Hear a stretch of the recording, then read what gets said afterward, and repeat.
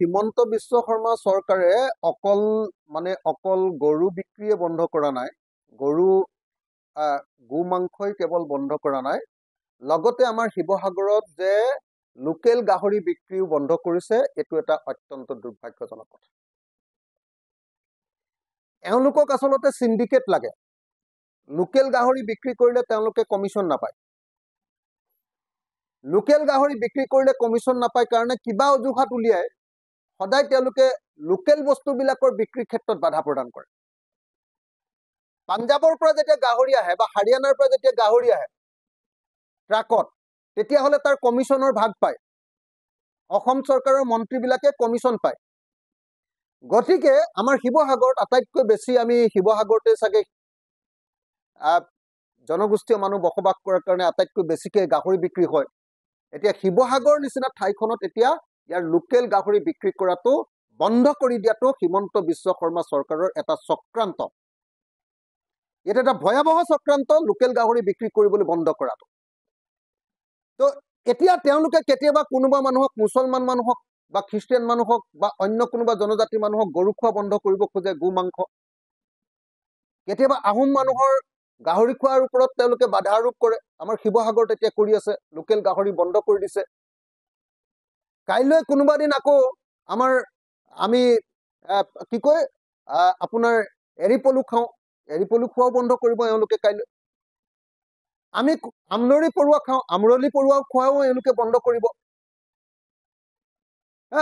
আজি অসমৰ জনজাতি ৰাইজ আৰু আহোমসকল আৰু বেলেগ বেলেগ জাতিবিলাকে সাজ খায়, ৰাইজ ভটকা, ৰাইজ বিয়েৰ, ভটকা খায়, সাজ খায়, সাজটোও তেওঁলোকে বন্ধ কৰিব।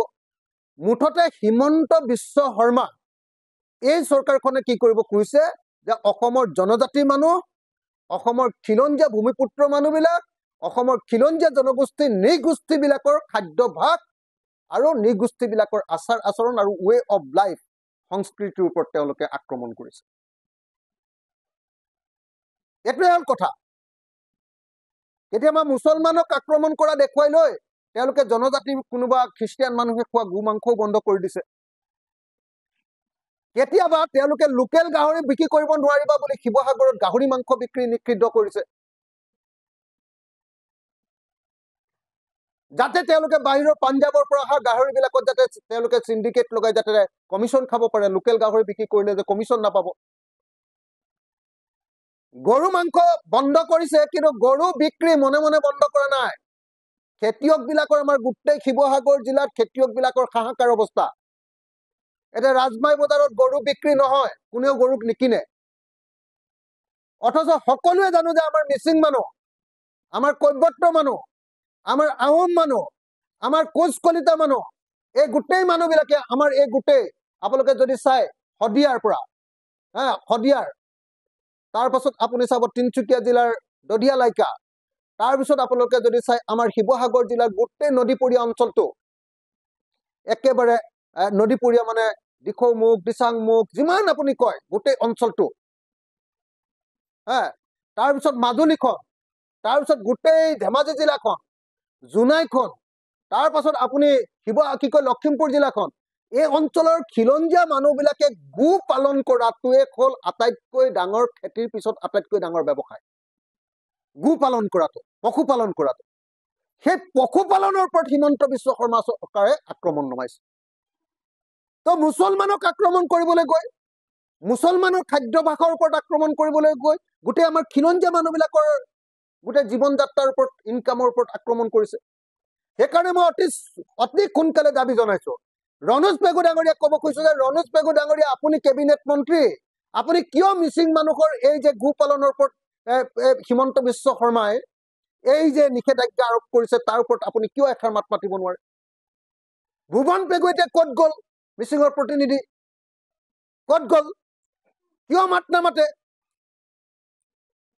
আজি মাজুলীৰ বিধায়কজন মিচিং মানুহ, তেওঁ কিয় মাত নামাতে একবাৰৰ কাৰণে?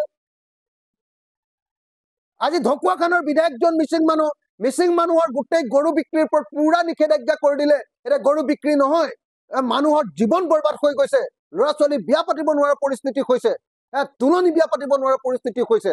পৰীক্ষাৰ কাৰণে পইচা কেইটামান উলিয়াই গৰু এটা বিক্ৰী কৰি সেইটো কৰিব নোৱাৰা হৈছে এনেকৈ অসমৰ খিলঞ্জীয়া মানুহৰ পেটত গুৰ মাৰিছে হিমন্ত বিশ্ব শৰ্মা চৰকাৰে মুছলমানক আক্ৰমণ কৰিবলৈ গৈ গোটেই অসমৰ খিলঞ্জীয়া আৰু জনজাতি মানুহবিলাকৰ পেটত গুৰ মাৰিছে আমাৰ পশুপালন গোটেই বৃত্তিটোৰ ওপৰত গুৰ মাৰি আমাৰ জীৱন জীৱিকা নষ্ট কৰি পেলাইছে হিমন্ত বিশ্ব শৰ্মা এইকাৰণে এই মুহূৰ্তত মই প্ৰথম কথা যে শিৱসাগৰ জিলাত লোকেল গাহৰি বিক্ৰী কৰাৰ যিটো নিষেধাজ্ঞা আৰোপ কৰিছে এইটো উঠাই ল'বলৈ দাবী জনাইছো শিৱসাগৰৰ মাজেদি আপোনাৰ হালুৱাটিঙৰ মাজেদি আমাৰ নাগালেণ্ডলৈ যি অবৈধভাৱে 2 নম্বৰী কৰি যি গাহৰিৰ চালান দি আছে কমিশ্যন লৈ সিন্ডিকেট কৰি এইটো বন্ধ কৰিবলৈ দাবী জনাইছো আমাৰ লোকেল গাহৰি বিক্ৰী কৰাৰ ব্যৱস্থা কৰিব লাগে লোকেল গাহৰি পালকবিলাকক সহায় কৰাৰ ব্যৱস্থা কৰিব লাগে এইটো আমি দাবী জনাইছো আৰু লগতে আমাৰ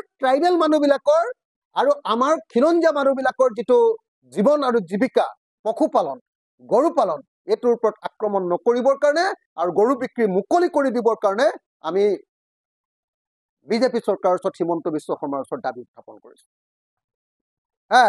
তেওঁ ব্ৰাহ্মণত্ব দেখুৱাই আমাৰ ট্ৰাইবেল মানুহবিলাকৰ ওপৰত যদি এনেকুৱা আক্ৰমণ কৰে ব্ৰাহ্মণ্যবাদী ধাৰণাৰে যদি তেওঁ আমাৰ ট্ৰাইবেল মানুহৰ গৰু বিক্ৰীৰ ওপৰত যদি আক্ৰমণ কৰে আমাৰ খিলঞ্জীয়া মানুহৰ গৰু পালনৰ ওপৰত যদি আক্ৰমণ কৰে আমাৰ অনুসূচিত জাতি মানুহৰ গৰু পালনৰ ওপৰত যদি আক্ৰমণ কৰে আমাৰ আহোম মানুহৰ গৰু পালনৰ ওপৰত কোচ কলিতা মানুহৰ গৰু পালনৰ ওপৰত যদি আক্ৰমণ কৰে তেতিয়াহ'লে এইটো কেতিয়াও মানি লোৱা নহ'ব মই হিমন্ত বিশ্ব শৰ্মাক সকীয়াই দিছো যে আমাৰ গৰু পালনৰ ওপৰত আপুনি যি আক্ৰমণ কৰিছে আমাৰ গৰু বিক্ৰীৰ ওপৰত যি নিষেধাজ্ঞা কৰিছে বজাৰবিলাকৰ ওপৰত যি গণ্ডগোল কৰিছে এইটো আপুনি অতি সোনকালে বন্ধ কৰাৰ ব্যৱস্থা কৰক আৰু আমাৰ সকলোকে গৰু বিক্ৰীৰ মুকলি ব্যৱস্থা গ্ৰহণ কৰক আপোনাক সিন্ডিকেট চলাবৰ কাৰণে আপোনাক কমিশ্যন খাবৰ কাৰণে আমাৰ মানুহৰ ওপৰত এনেকুৱা আক্ৰমণ কৰিবলৈ আমি অনুমতি দিব নোৱাৰো আপুনি বিচৰা বাতৰি পাব কেৱল নিউজ 18 এপত নিউজ 18 এপ ডাউনলোড কৰিবলৈ স্ক্যান কৰক এই QR কোড গুগল প্লে ষ্টৰতো পাব এই নিউজ 18 এপ